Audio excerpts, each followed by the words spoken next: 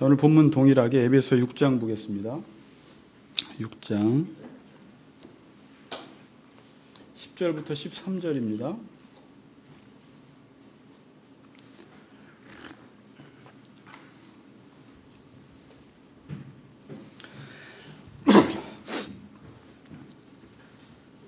자, 우리 10에서 13절 우리 같이 한번 다 같이 읽겠습니다. 다 같이 시작. 끝으로 너희가 주 안에서와 그 힘의 능력으로 강건하여지고 마귀의 관계를 능히 대적하기 위하여 하나님의 전신갑주를 입으라. 우리의 씨름은 혈과 육을 상대하는 것이 아니요 통치자들과 권세들과 이 어둠의 세상 주관자들과 하늘에 있는 악의 영들을 상대함이라. 그러므로 하나님의 전신갑주를 취하라. 이는 악한 날에 너희가 능히 대적하고 모든 일을 행한 후에 서기 위함이라. 아멘.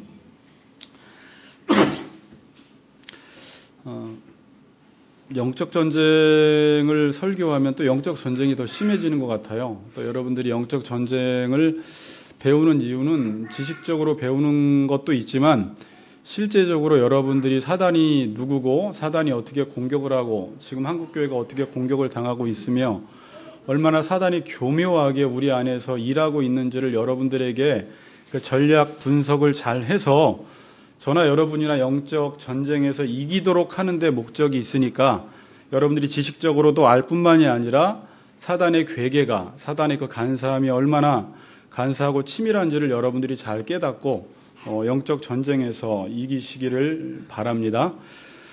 오늘은 왜 싸워야 하는가라는 부분을 생각해 보려고 합니다. 왜라는 부분이에요. 왜 싸워야 하는가? 자, 요한계시록에 보면 7교회가 나오는데 이 모든 교회들에게 주님이 공통적으로 하시는 말씀이 뭐냐면 이기라는 것입니다.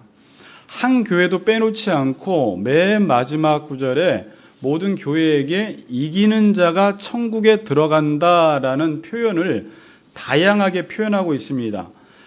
이기는 그에게는 내가 하나님의 낙원에 있는 생명나무의 열매를 주에 먹게 하리라. 이기는 자에게는 둘째 사망의 해를 받지 아니하리라. 이기는 그에게는 내가 감추었던 만나를 주고 또 이기는 자와 끝까지 내 일을 지키는 그에게 만국을 다스리는 권세를 주고 이기는 자와 이와 같이 흰옷을 입을 것이요 내가 그 이름을 생명책에 결코 지우지 아니하고 이기는 자는 내 하나님의 성전의 기둥이 되게 하고 이기는 그에게 내가 내 보좌에 함께 앉게 하여 주기를 내가 이기고 아버지 보좌에 함께 앉은 것과 같이 하리라. 7교회에게 모든 교회에게 이기라고 이야기를 합니다. 그럼 여러분 천국은 이기는 자가 들어간다라는 거예요. 한번 따라해 봅시다. 천국은 이기는 자가 들어간다. 자, 그러면 이기는 것이 조건이 되는 건가요? 그러니까 이겨야지만 천국에 들어간다. 이기는 게 자격과 조건이 돼야지 천국에 들어간다는 말인가요? 그렇게 이해하시면 안 되죠. 일단 예수 믿고 구원받는 것은 하나님의 은혜로, 공짜로, 선물로 우리가 천국에 들어가는 것이지 이기고 지고에 따라서 천국에 들어가는 것은 아닙니다. 그러면 이제 행위 구원론으로 가는 것이 되겠죠. 그러니까 여러분들이 알아야 될 것은 천국은 공짜로 예수 믿으면 천국을 가는 것입니다. 그런데 예수 믿고 바로 천국이라는 곳에 가지 않습니다. 여러분 예수 믿자마자 내가 오늘 예수를 영접하면 바로 천국으로 휙 올라가는 사람 본 적이 있습니까? 그런 사람 없죠? 자, 여기 보세요. 예수 믿고 바로 천국 가는 것이 아니라 예수 믿고도 우리는 여전히 이 세상에서 살아야 합니다. 그래요. 그러니까 예수 믿기 전과 믿은 이후에 고백은 했고 성령님이 내 안에 오셔서 하나님의 자녀가 됐지만 나는 바로 저 하나님 나라로 가는 게 아니라 여전히 이 땅에서 살아야 한다라는 거예요. 그럼 하나님은 예수 믿자마자 왜 천국으로 우리를 데려가시지 않고 왜 이 세상에서 살게 하셨냐? 성경에서는 그걸 싸우라고, 쉽게 이야기하면 싸우라고 이 세상에 남겨놓으셨다라는 것입니다. 지난 시간에 디모데전서 6장 12절 말씀에 이런 말씀이 있었어요. 믿음의 선한 싸움을 싸우라. 영생을 취하라. 이를 위하여 내가 부르심을 입었고, 하나님이 우리를 부르신 이유는 믿음의 선한 싸움을 싸우라고 우리를 불러주신 거라는 거죠. 그러니까 예수 믿고 바로 천국 가지 않고 이 땅에 남아있는 이유는 싸우라고 하나님께서 우리를 이 땅에 남겨놓으셨다라는 것입니다. 자, 앞에 집중해 보세요.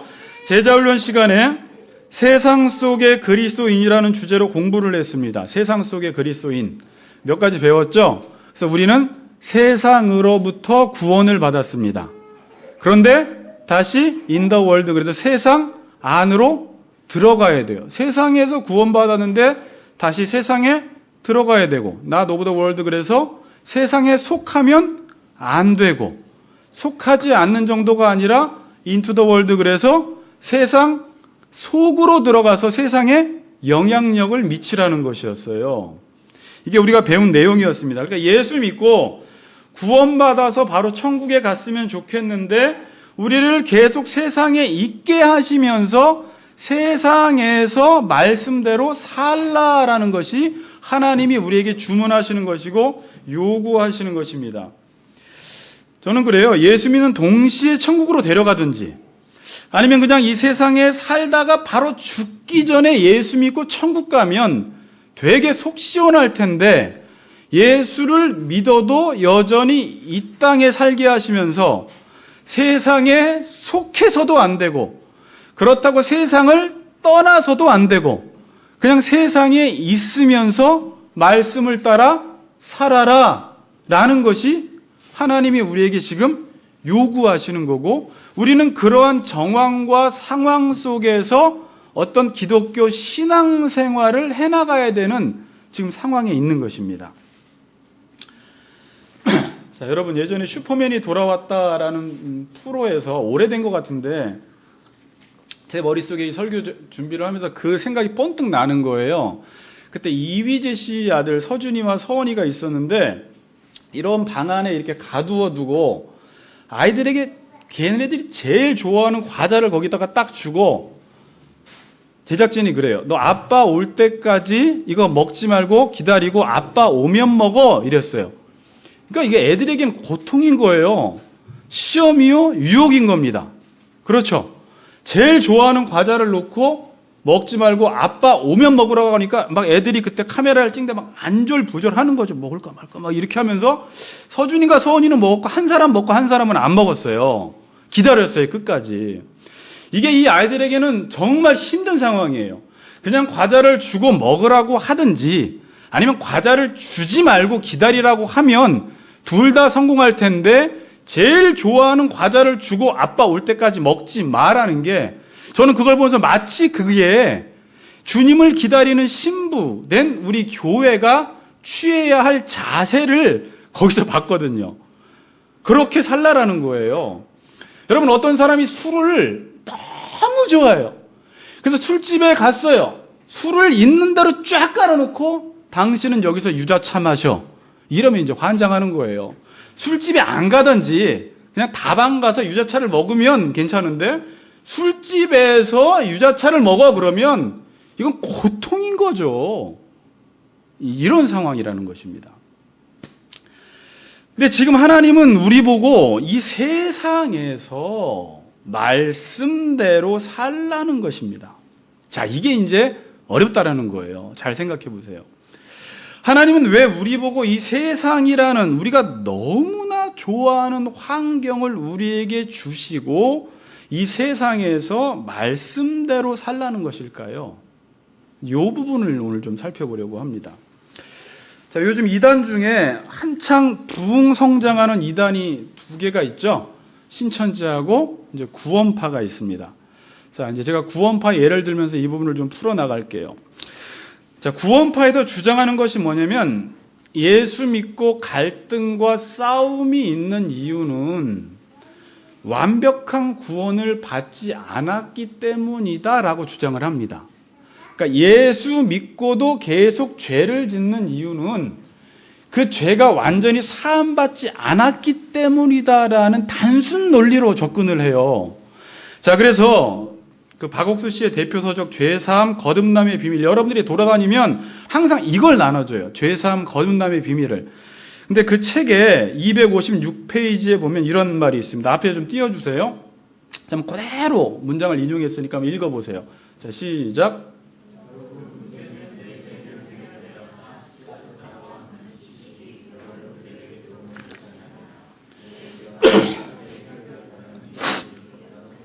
들어와야 한다는 것입니다. 지식이 들어오면 내 죄가 해결되었다는 것을 알면서도 뭔가 석연치 않는 것이 있지만 믿음이 들어오면 내 죄는 해결되었기 때문에 죄를 위하여 이제 내가 아무것도 할 필요가 없다는 사실을 깨닫게 되어 참으로 죄에 대하여 해방을 누리게 된다는 것입니다. 아주 위험한 말을 해요.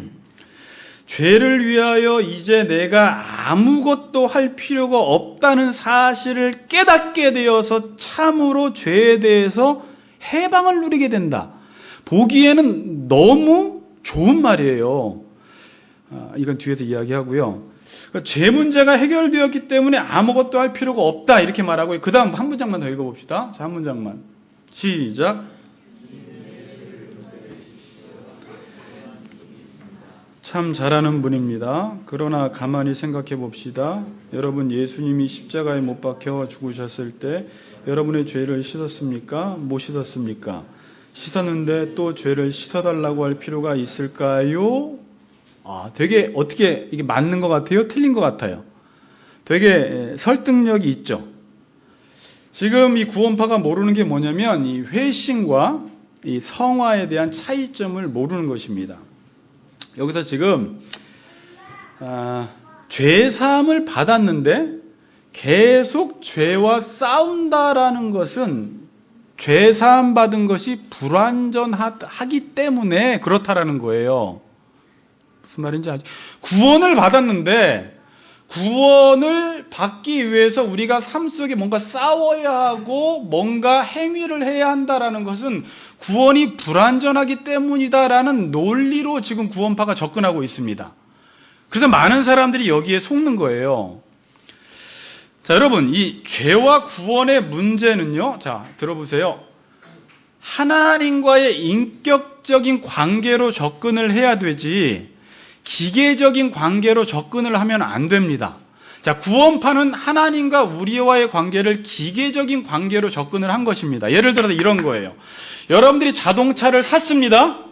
근데 자동차를 샀는데 자동차를 샀다고 하면서 계속 자동차를 사기 위해서 비용을 계속 지불해야 한다라는 것은 아직 자동차를 산 게 아닌 거죠. 자동차를 샀으면 자동차를 산 것을 위해서 지불을 하면 안 되는 거잖아요. 이제 구원파의 접근이 이런 방식이에요. 너희들이 샀다고 하면서 계속 뭔가 지불하고 있다라는 것은 이건 산 것이 아니다라고 이야기를 하는 거예요. 이건 지금 기계적으로 접근을 한 것입니다. 이런 논리로 보면 구원파가 맞아요. 근데 지금 하나님과 우리와의 관계는 제가 기계적인 관계가 아니라 인격적 관계다라고 말한 것은 우리는 하나님의 자녀가 됐지만 계속 하나님의 자녀가 되어 가야 하는 자라는 과정과 성장의 과정 가운데 우리는 있는 것입니다. 자, 그렇죠. 하나님의 자녀가 되었지만 자녀다워져야 하는, 그러니까 무슨 말이냐면 하나님의 자녀가 되었지만 여러분들은 아직 하나님의 자녀가 되었지만 아직 아빠 말대로 살지 않고 여전히 하나님의 자녀가 되었지만 내 뜻과 내 말대로 살아가는 죄의 습성, 그런 죄가 우리 안에 남아있다라는 것이죠. 그런데 구원파에서 이야기하는 것은 뭐예요? 그렇게 그 죄를 위해서 자꾸 고백하는 것은 네 죄가 불완전하다라고 지금 접근하는 것은 이걸 지금 기계적으로 접근한 거예요. 아까 그 기계 있죠? 근데 우리는 지금 뭐예요? 여러분의 실존을 보세요. 하나님의 자녀가 됐는데 죄 안 짓는 사람이 있습니까? 죄를 짓죠. 그 죄는 어떤 차원에서 짓는 거예요? 자녀가 아니니까 짓는 게 아니라 자녀가 되었지만 아직까지 우리는 부족하고 연약해서 아빠 말대로 살아야 한다는 것은 알지만 아빠 말대로 못 살고 또 여전히 내 말대로 사는 죄를 짓잖아요. 그러면서 아빠 말대로 살아가는 성숙한 자라가는 과정이 우리 가운데 있다라는 것입니다. 자, 그런데 이걸 모르니까 지금 구원파가 이 부분을, 이 애매한 부분을 기독교인들이 하나님의 자녀가 되었지만 하나님의 자녀가 되어서 자라가야 한다라는 이것을 인격적인 관계로 보지 않았기 때문에 지금 구원파적인 논리가 나온 거예요. 자, 이해가 되시죠? 네. 그래서 지금 교회가 있는 거예요. 여러분, 교회가. 교회는 왜 있는 거예요? 예수님이 머리고 우리는 그의 지체가 되어서 자라가라고 그러잖아요. 그래서 교회를 가리켜 전투적인 교회라고 하는 거예요. 그럼 전투적인 교회가 뭐예요? 신학교회 가면요, 교회 시험 볼 때 전투적인 교회 이렇게 써야 돼요. 그게 뭐예요? 싸워야 하는 교회라는 거잖아요. 그런 의미에서 하나님의 자녀가 됐지만 아직 되지 않았기 때문에 전쟁을 해야 하는, 아빠 말대로 계속 살아가기 위해서 내 자신과 내 자신을 죽여나가는, 사탄과 싸워나가는 이런 전쟁을 계속 해나가야 한다라는 차원에서 죄에 대한 회개, 고백을 해야 한다라는 것이죠. 그런 의미에서 우리는 싸워야 하는 것입니다. 여러분들이 싸우는 싸움은 내가 자녀가 싸우지 않으면 자녀가 안 되고 싸워서 이기면 자녀가 되고 그런 게 아니라 이미 자녀가 되었는데 하나님의 자녀다운 삶을 살아가기 위한 싸움이다 라는 차원에서 우리가 이 땅에서 전쟁하고 싸워야 한다라는 것입니다. 자, 이거 중요한 부분이에요. 자, 그런데 거꾸로 죄와 싸우지 않는 사람은 신앙이 자라가질 않습니다. 자, 이 논리가 아주 중요해요. 왜 지금 교인들이나 목사나 성도들이 자라가지 않을까라는 것은 싸우지 않으면 안 자라가요. 누구만 자라가느냐? 싸운 사람만 자라가요. 여러분 자녀 중에도 나이는 20살이 됐고 30살이 됐지만 40살이 돼도요, 20대 때 좋아하는 것을 계속 40살에도 좋아하고 있으면 가치관이 안 바뀌었으면 나이는 먹었지만 자라간 건 아닙니다. 그럼 이 사람은 평상시 때 뭘 안 한 거냐면 계속 내 뜻대로 살아간 거예요. 엄마 아빠의 뜻을 따라 살아가기 위해서, 하나님 말씀대로 살아가기 위해서 싸움을 안 했더니 40이 되고 50이 돼도 여전히 10대, 20대 때 추구하던 그 가치를 추구하면서 살아가고 있더라는 거예요. 마찬가지예요. 지금 교인들 중에는 구원파는 아닌데 이렇게 구원파적인 이해를 가지고 신앙생활하는 성도들이 있습니다. 그러니까 자기는 구원파는 아니라고 하는데 신앙생활의 패턴은 구원파로 하는 거예요. 예를 들어서 나는 구원을 받았기 때문에 이제는 천국에 갈 거니까 아무것도 할 필요가 없다 라고 생각하는 사람은 뭐예요? 지금 구원파적인 복음 이해를 가지고 신앙생활을 하는 것입니다. 목사님, 제가 예수를 믿었는데 굳이 이 땅에서 싸워야 될 이유가 있습니까? 어차피 천국을 가는데 그래서 나는 싸우지 않겠습니다 라고 하는 게 구원파적인 복음 이해를 가지고 신앙생활을 하는 것입니다. 그래서 구원파에서는 성화가 없습니다. 싸우는 게 없습니다. 자라가는 것이 없습니다. 근데 구원파가 아니라도 한국 교회 성도들이 말씀을 잘 알지 못해서 이런 구원파적인 신앙생활을 해나가는 사람들은 지금도 직분을 받고 신앙 연수가 늘어나도 자라가고 성장하는 게 없다라는 게 특징입니다. 누구만 자라가더라?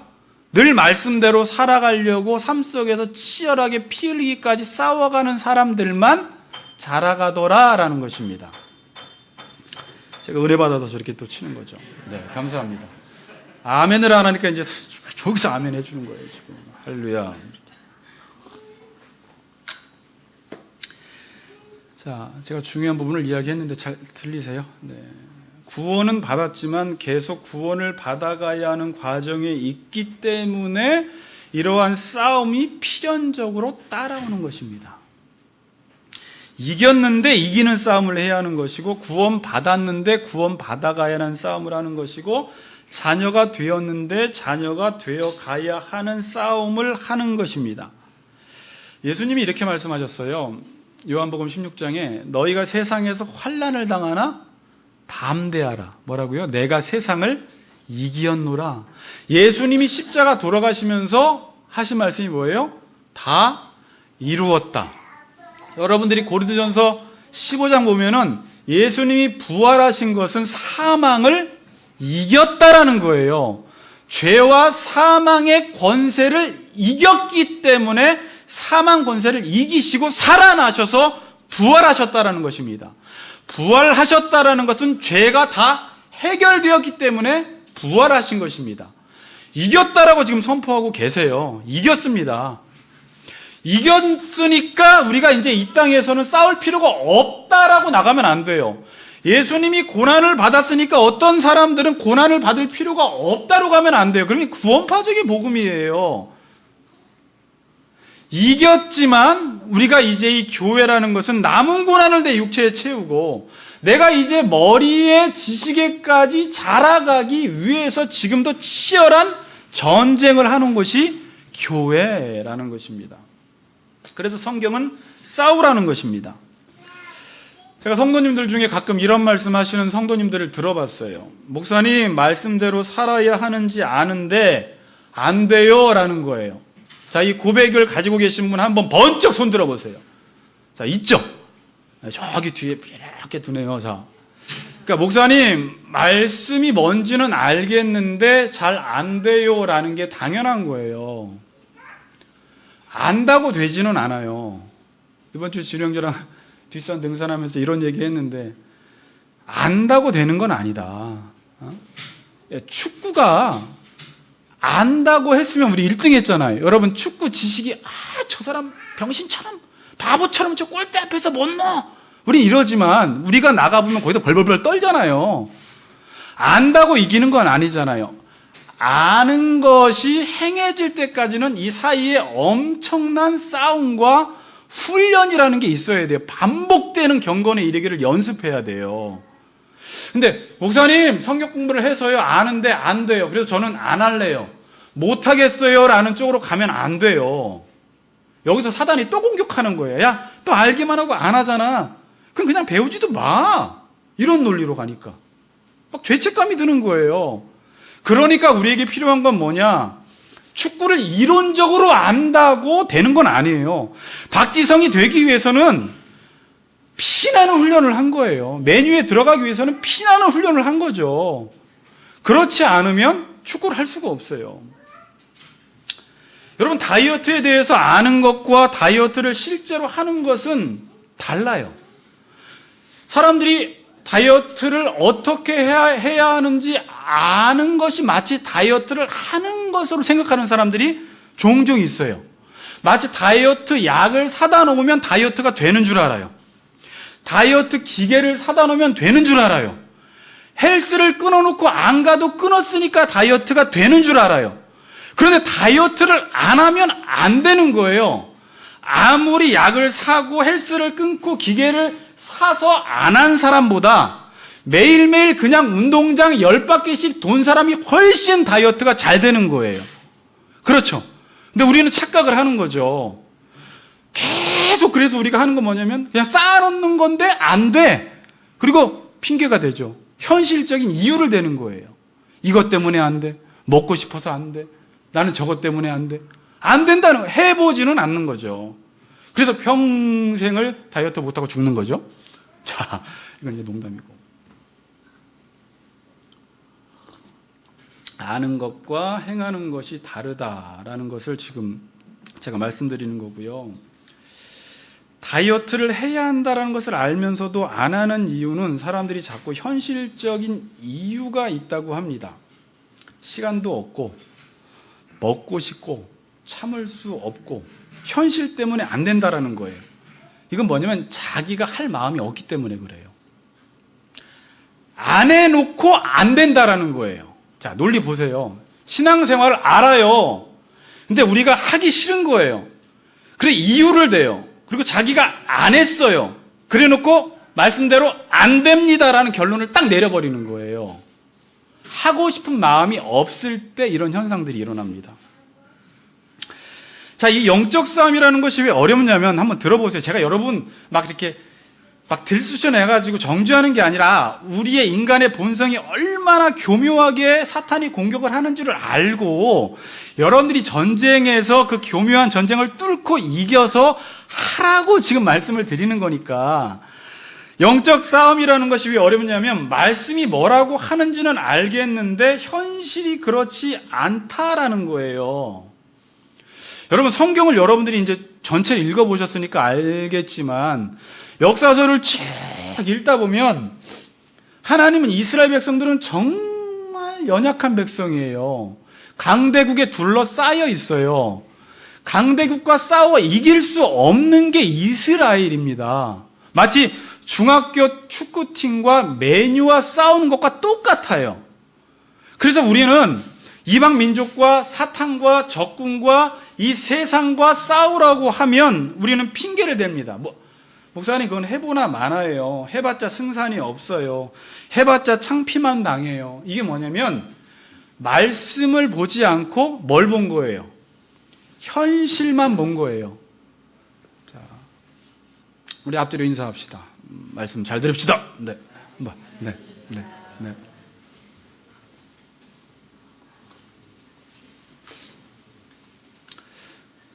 자, 우리의 단점이 뭐냐면 하나님이 A라고 말씀을 하셨는데 우리는 계속 A라는 것보다 현실을 자꾸 본다는 거예요. 근데 왜 현실을 볼 수밖에 없냐면 성경은 희한한 전쟁을 붙여요.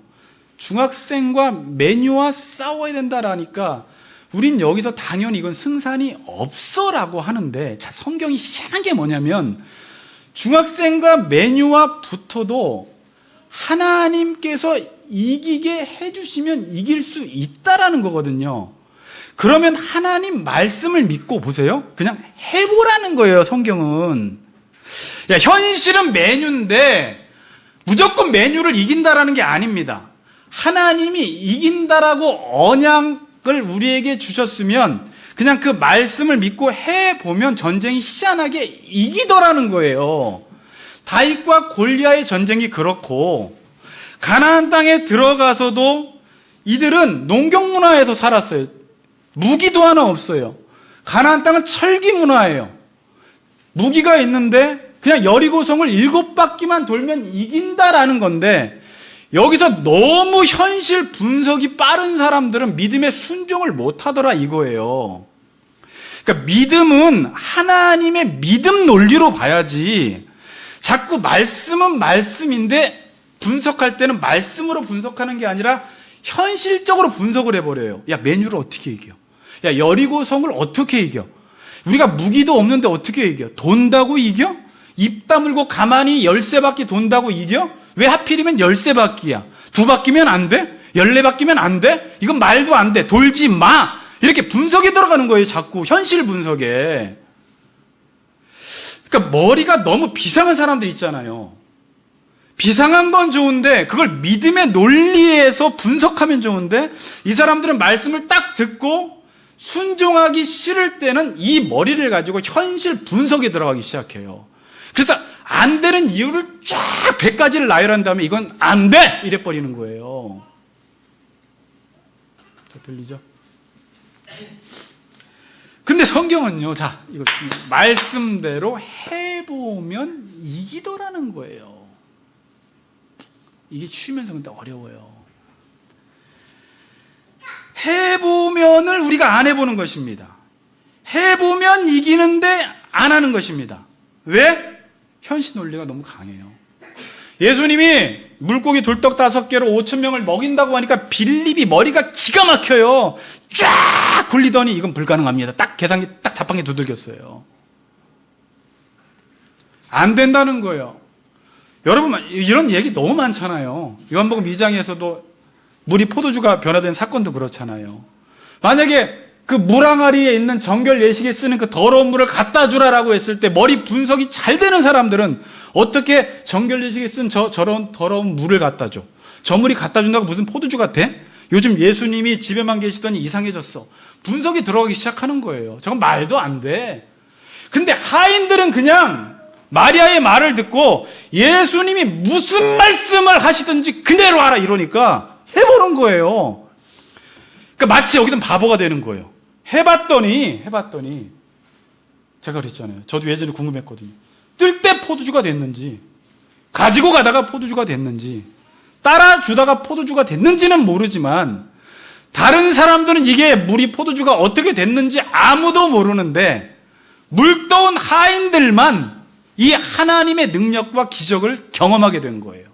그러니까 순종하는 사람만, 해보는 사람만 하나님의 놀라운 기적을 보게 되므로 예수님이 하나님이시다라는 것을 믿게 되는 놀라운 현상이 그 본문에서 일어나는 것입니다.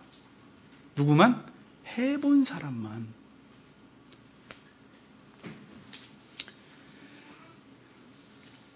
사람들은 자꾸 현실만 봐요.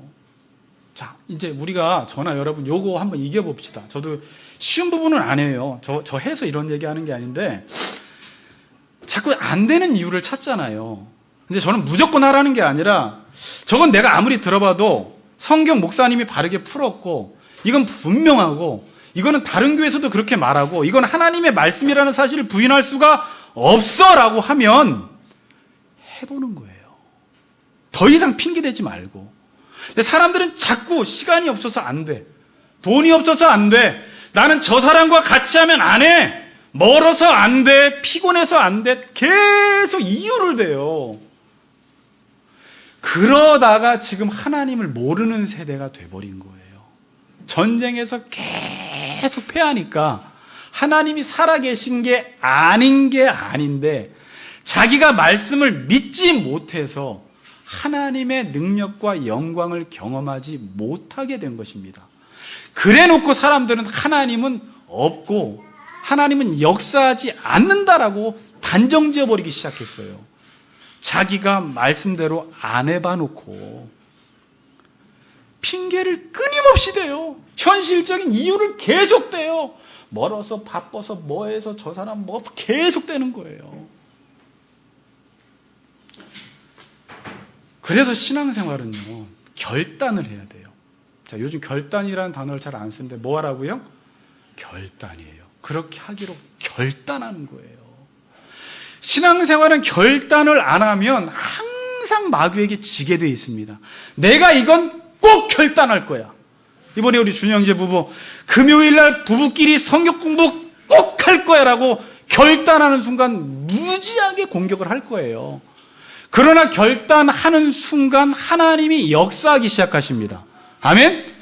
여러분들 보고 하라는 소리 안 해요, 여러분. 자, 제가 신앙의 비밀 알려드릴게요. 성경은요, 하나님이 뭘 가장 기뻐하시냐면 하나님의 말씀이면 당신들은 결단만 하라는 거예요. 요단강 무서워서 나는 못 건너 하지 말고 결단만 하면 물이 갈라진다는 거예요. 그때부터는 하나님이 역사하시는 거예요. 근데 우리는 그 결단을 못해요. 여러분들이 집에 가서 사울 이야기를 읽어보면서 사울은 결단을 못해요. 항상 인간적인 꾀로 살아가요. 인간적인 방법으로 살아가요. 하나님을 의지하지 않아요. 그럼 실패하는 거예요. 현실하는 사람들이 합리적이고 이성적인 사람이고 신사적으로 신앙생활하는 사람 같지만 믿음 없는 사람이에요. 여러분, 교회 안에서 말씀대로 사는 사람 보고 자꾸 정죄하지 마세요. 가끔 본인이 말씀대로 못 사니까 이게 질투가 나니까 말씀대로 사는 사람들이 마치 광신도처럼 비칠 수가 있어요. 왜냐면요, 말씀대로 사는 사람은 현실 논리로 사는 게 아니라 믿음의 논리로 살기 때문에 때로는 광신도처럼 비쳐요. 근데 사람들은 야, 무슨 신앙생활에도 저렇게 그냥 이성적이지도 않고 광신도처럼 해? 많은 배우자도 고를 때 그래요. 나는 믿음 있는 남자, 여자는 좋지만 너무 말씀대로 사는 사람은 싫대요.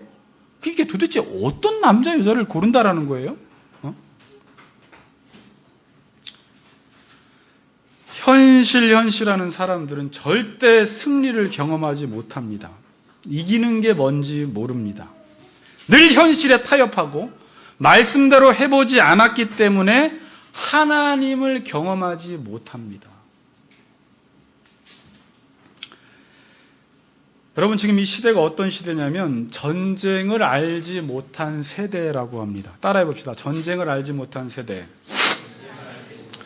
전쟁을 알지 못한 세대가 되었다라는 게 뭐냐면 하나님의 말씀을 믿고 그 말씀대로 하면 이긴다, 하나님의 말씀대로 살면 우리의 삶이 형통한다라는 것을 모르는 세대라는 거예요.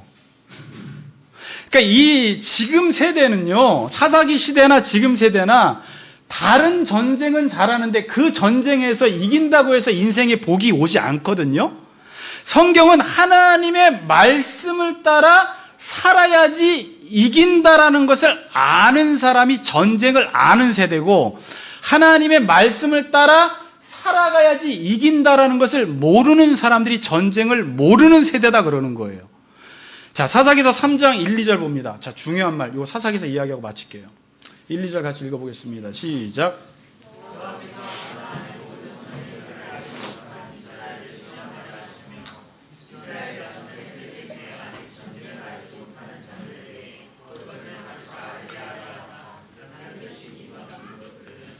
자, 잘 보세요. 여호와께서 가나안의 모든 전쟁들을 알지 못한 이스라엘을 시험하려 하시며 이스라엘 자손 세대 중에 아직 전쟁을 알지 못하는 자들에게 그것을 가르쳐 알게 하려 하사, 잘 보세요. 남겨두신 이방 민족들은 여기에 비밀이 있어요, 지금. 근데 일단 사사기 시대에는 이스라엘 백성들의 특징이 전쟁을 알지 못한 세대입니다. 그러니까 적군이 있을 때 세상이 아무리 살기 어려워도 그리스도인들의 하나님의 자녀의 특권은 뭐냐면 말씀대로만 하면 어떤 강적도 이길 수 있다라는 거예요. 뭐 세상이 지지고 볶고 아무리 악해지고 사탄이 발악을 해도 그건 상관이 없어요. 그냥 말씀대로만 살면 이긴다. 이게 전쟁을 아는 세대예요. 근데 왜 지금 사사기 시대나 지금 세대나 전쟁을 알지 못한 세대가 되었느냐? 사사기에서 2장 10절 봅시다. 2장 10절 읽어보겠습니다. 2장 10절 읽습니다. 시작.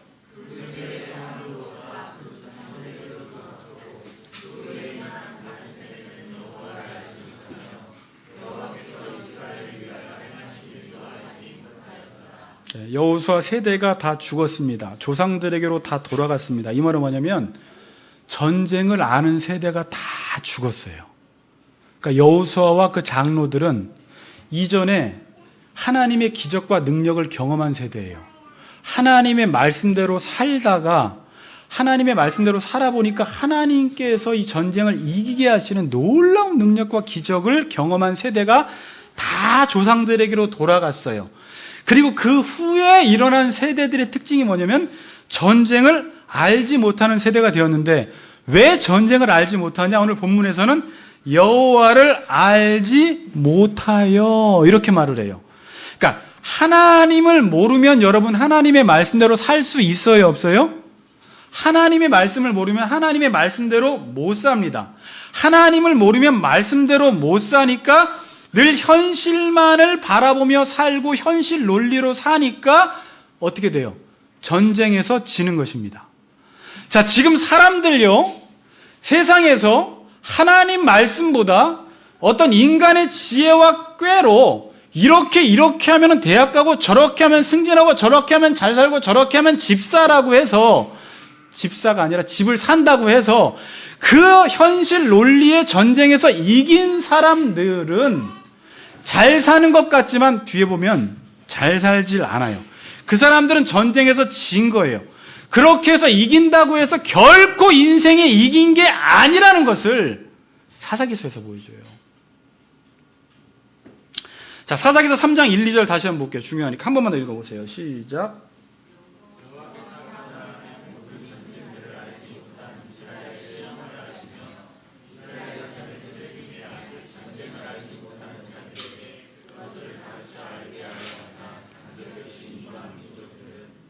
여기서 이런 말을 해요. 전쟁을 알지 못하는 자들에게 하나님께서 그것을 가르쳐 알게 하려 하사, 그러니까 전쟁을 가르쳐서 알게 하려고 뭐 하셨대요?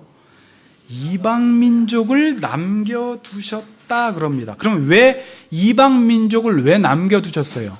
하나님께서 이방 민족을 그냥 콧바람 한번 불어서 다 죽일 수 있어요. 왜 마귀를 왜 남겨놓으셨어요? 왜 적을 남겨놓으셨어요? 왜 세상 속에 들어가서 세상에서 말씀대로 살라고 하는데 왜 천지를 창조하신 하나님이 이 세상에 악하나 제하지 못하세요? 왜 세상을 그대로 적으로, 우리의 적으로 왜 남겨놓으신 거예요? 오늘 본문에서 뭐라고 해요?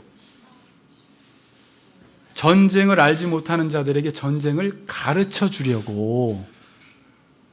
그러니까 무슨 말이에요?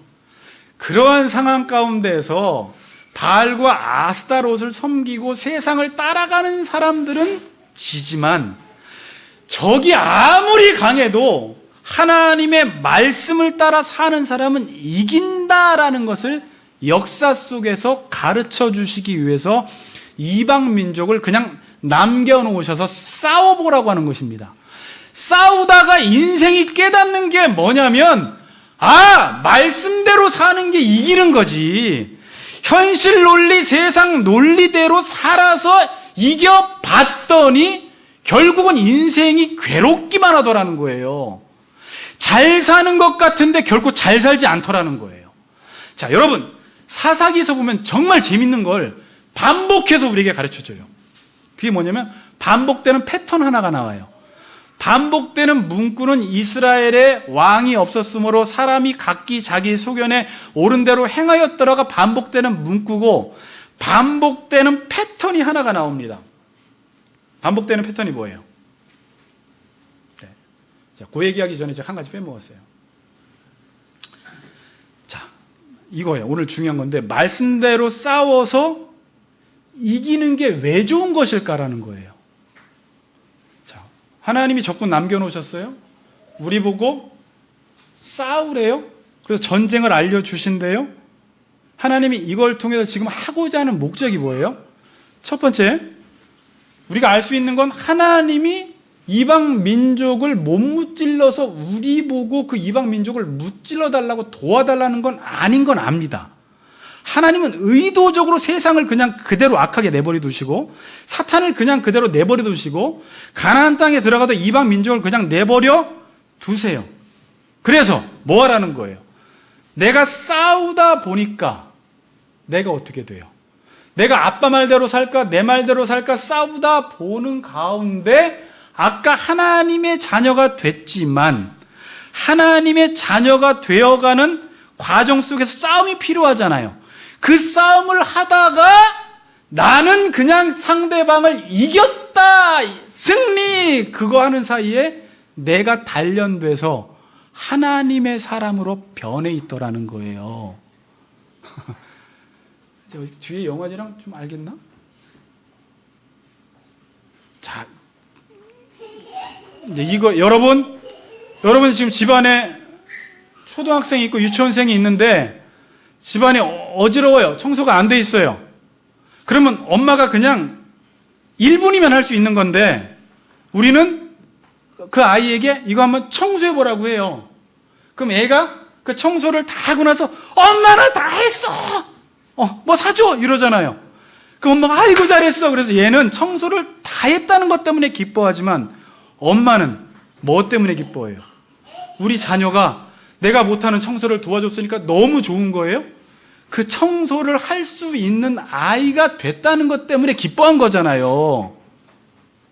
똑같다는 거예요. 하나님이 적군을 남겨놓으셔서 내가 그냥 적군과 치열하게 싸우는 사이에 내가 강해진 거예요. 여러분, 적이 강할수록 내가 강해집니다. 알아요? 자, 여러분 시편에 보면 105편에 보면 하나님이 요셉을 미리 보내셔서 말씀으로 그를 단련시키셨다 이런 말이 있어요. 말씀으로. 에베소서의 지금 목적이 뭐예요? 거룩하고 흠이 없는 하나님의 자녀 만드는 거잖아요. 그럼 적군을 주셔서 적군과 싸우는 사이에 여러분들이 1년, 2년, 3년, 4년, 5년 지나면서 나도 모르는 사이에 성화가 되어 있는 거예요. 하나님의 뜻을 따라 살아가는데 되게 익숙해져 있는 거예요. 옆에 있는 동료는 그 싸움을 안 해서 장로는 받았는데 여전히 죄를 짓고 있고, 이분은 뭐 장로는 아닌데 일반 성도인데 5년 동안 말씀대로 살아가기 위해서 늘 전쟁하며 피 튀기게 싸우는 사이에 내가 나도 모르는 사이에 말씀을 이제는 지키는 게 너무 쉬워지기 시작한 거예요. 익숙해진 거예요. 경건에 이르기를 연습한 거예요. 어느새 내가 사람이 되어가고 있는 거예요. 어디에 목적이 있어요? 여기에 목적이 첫 번째 있어요. 두 번째 목적은 싸우다가 뭐를 알게 돼요? 싸우는 사람만 하나님의 기적과 능력을 경험하게 돼요. 아멘? 싸우니까 하나님 뭐예요? 내가 그거 하라고 했는데 옛날에는 안 했는데 이제는 진짜 내가 해볼게요 하나님. 결단 딱 하고 해보니까 하나님이 천군 천사를 보내셔서 그 일들이 진행될 수 있도록 사람도 붙여주시고 물질도 주시고 환경을 쫙 열어가시더니 그 일들이 이루어질 수 있도록 인도하기 시작하시고 기적을 베풀어 주기 시작하시는 거예요. 이런 사람들이 간증하기 시작하는 거예요. 간증한 사람들은 순종 안 한 사람들은 간증 못합니다.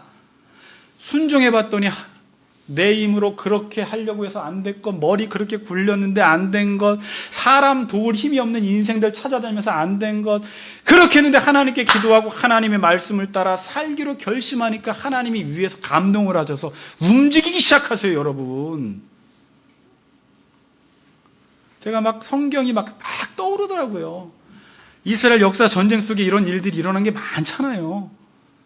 아람 군대에게 이스라엘이 다 둘러싸여 있는데 두려워하고 있을 때 그 청년에게 엘리사가 그래요. 불말과 불병거가 보이기 시작해요. 여러분, 가나안 땅에도요, 이스라엘 백성들만 보내는 게 아니에요. 여호와의 군대 장관이 칼을 들고 싸운다는 거예요. 너희들은 순종만 하면 내가 싸워줄게라는 거거든요. 여러분, 지금 이걸 얼마나 경험하고 사시네요? 경험하고 사세요? 이러면 이제 진짜 신앙생활이 시작되는 거예요. 말씀과 싸웠더니 나도 변화되고 희한하게 변화되고 하나님을 경험하니까 이제 말씀대로 사는 게 상식이 돼버리기 시작하는 거예요. 재밌는 거예요. 역사 속에서 내 힘으로 아무리 발버둥 칠 때 안 돼도만 하나님이 그렇게 하나하나 채워주기 시작하는 거예요. 맞다. 성경 말씀이 맞다. 목사님 말씀 말한 게 맞다.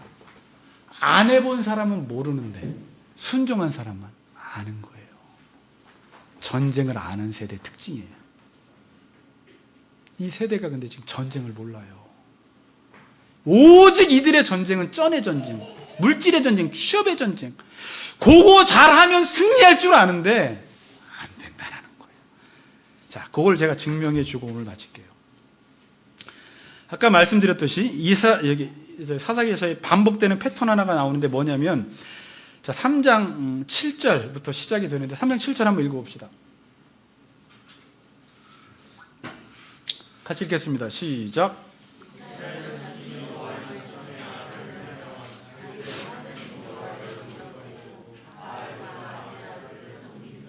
네. 자, 이제 집에 가서요, 똑같은 패턴이 뭐냐면, 이스라엘 자손이 여호와의 목전에서 악을 행했다. 자기들이 하나님 여호와를 버리고 아세라와 바알과 아세라를 섬겼다. 그러니까 사사기서가 어렵지가 않아요. 이들이 악을 섬겼다라는 것은 신앙생활을 하는 것 같은데 하나님의 말씀대로 살지 않고 바알과 아세라 세상의 방식을 따라 살아갔다. 그게 악을 행한 것입니다. 그게 여호와를 버린 거예요. 그게 바알과 아세라를 섬긴 것입니다. 자, 그러면 이렇게 악을 행하면 하나님께서 어떻게 하시냐면 8절 보세요. 이게 지금 우리 삶 속에 그대로 일어납니다. 그렇게 세상을 따라 살아갔을 때 8절 시작.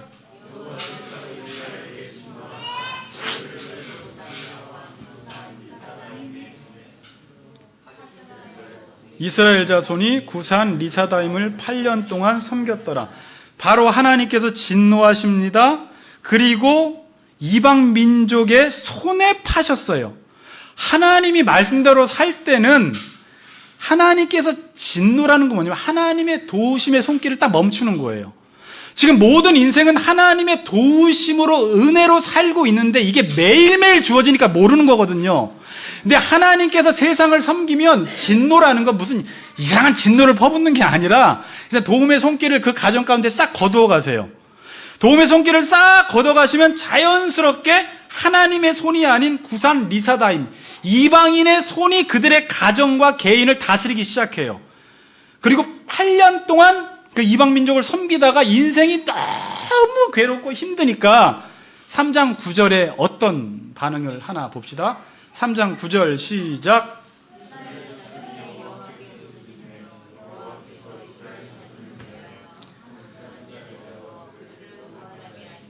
그들 곧 갈렙의 아우 고나스의 아들 온니엘이라. 그러니까 바로 어떻게 해요? 악을 행하다가 세상을 따라 살다가 인생이 풀리지 않고 괴로우니까 하나님 도와주세요 부르짖으니까 또 하나님은요 얼마나 좋으시는지 그냥 바로 또 구원자를 보내서 그들을 구원해 줍니다. 그러니까 4장 10절에 보니까 보세요. 온니엘의 손이 구산 리사다임을 이기니라.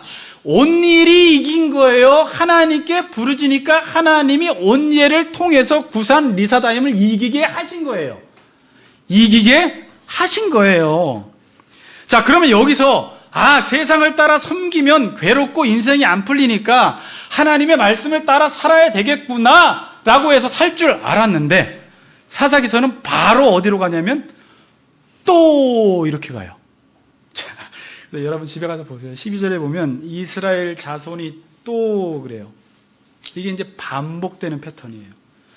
구원해 주면 이스라엘 자손이 또 악을 행하고 또 괴로워서 부르짖으면 구원자 사사를 또 보내서 구원시켜주면 또 몇 년은 괜찮다가 또 이스라엘 백성들이 또 악을 행하고 이런 일들이 왜 일어나는 거예요?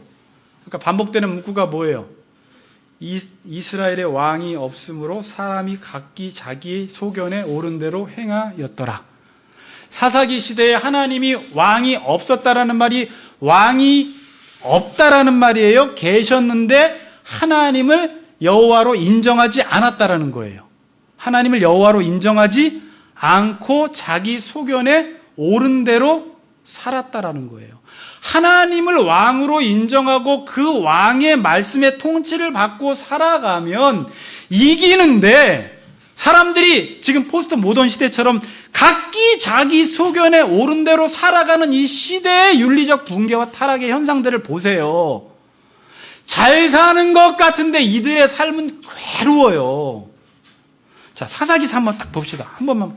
자, 이 부분은 안 드렸는데 한 번만 여쭤보세요. 사사기 2장 봅시다.